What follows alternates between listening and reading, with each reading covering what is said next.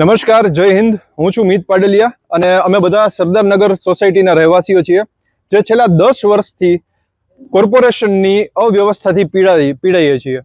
તમે જોઈ શકો છો કે અમારી પાસે બેઝિક સુવિધાના નામે રોડ, રસ્તા, લાઇટ કંઈ પણ સુવિધા અમને પ્રોવાઈડ કરવામાં આવી નથી. છેલ્લા 10 વર્ષથી અમે આ પરિસ્થિતિઓ સામે ઝઝૂમીએ છીએ. કોર્પોરેશનને અમે કોર્પોરેશન દ્વારા જ્યારે રજૂઆત કરવામાં આવી અમને, ત્યારે આ જે લેટર આપવામાં આવ્યો એમાં અમારી જે ગ્રાન્ટ આપવામાં આવી છે અમારી સોસાયટી માટે, એ ગ્રાન્ટને ટૂંકી કરીને એક જ રોડની ગ્રાન્ટ ખાલી પાસ કરવામાં આવી છે, જેના લીધે અમે લોકો છેતરપિંડીનો અનુભવ કરીએ છીએ અહીંયા.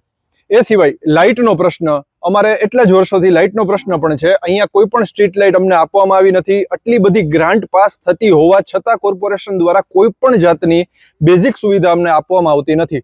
એ સિવાય તમે જોઈ શકો છો એ રીતે અમારા તમામ રોડ રસ્તાઓ અત્યારે ખખડધજ હાલતમાં છે, જ્યાંથી લોકો નીકળતા પણ બીવે છે. અમારા કેટલા સોસાયટીના લોકોને હાથ પગમાં ફ્રેક્ચર પણ આવી ગયા છે અહીંયાથી પડીને, કેમ કે અહીંયા એટલી સુવિધા નથી કે લોકો ચાલીને પણ જઈ શકે અથવા બાઇક લઈને પણ નીકળી શકે. તો આ વસ્તુ સામે અમે કોર્પોરેશનને રજૂઆત કરીએ છીએ મીડિયાના માધ્યમથી. એ કોર્પોરેશનની વ્યવસ્થાની અધોગતિ કહેવાય. તો પ્લીઝ અમારા પ્રશ્નોનું નિરાકરણ કરવામાં આવે. અને અહીંયા એક કૂવો છે, જે એમને ઓપન કૂવો છે, જેમાં કોઈ પણ બાઇક ચાલક કે રાહગીર કોઈ પણ પડી શકે છે અને કોઈ મોટી દુર્ઘટના થઈ શકે છે. તો કોર્પોરેશન પ્લીઝ આ કોઈ દુર્ઘટનાની રાહ ન જોવે. સાથે સાથે સ્ટ્રીટ લાઇટ વગરનો એક અવાવરું રોડ છે, જ્યાં કેટલાય ગેરકાયદેસર કામો ચાલે છે, કેટલા અમાનવીય તત્વો અહીંયા આવીને કોઈ પણ ગેરરીતિ કરે છે, જેનાથી અમને સોસાયટી લોકોને ખૂબ જ અસંતોષની લાગણી આવે છે. તો પ્લીઝ આનું કંઈક નિવારણ કરવા અમારી નમ્ર વિનંતી.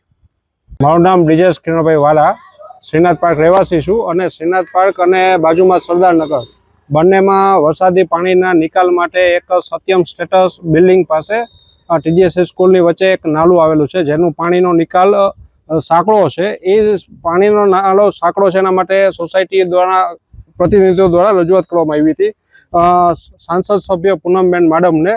અને એમણે બધા એન્જિનિયરો પાસે સર્વે કરાવી અને પાણીના નિકાલ માટે મોટા પાઇપની આપણે રજૂઆત થઈ હતી. તો મોટા પાઇપ આવી પણ ગયા હતા, કામ ચાલુ થવાને આડે હતું, તો ત્યાં કોઈ બી કારણોસર કામ બંધ કરી અને પાછા જે નાની સાઇઝના પાઇપ હતા એનું કામ નાખવાનું આજથી ચાલુ કરેલ છે.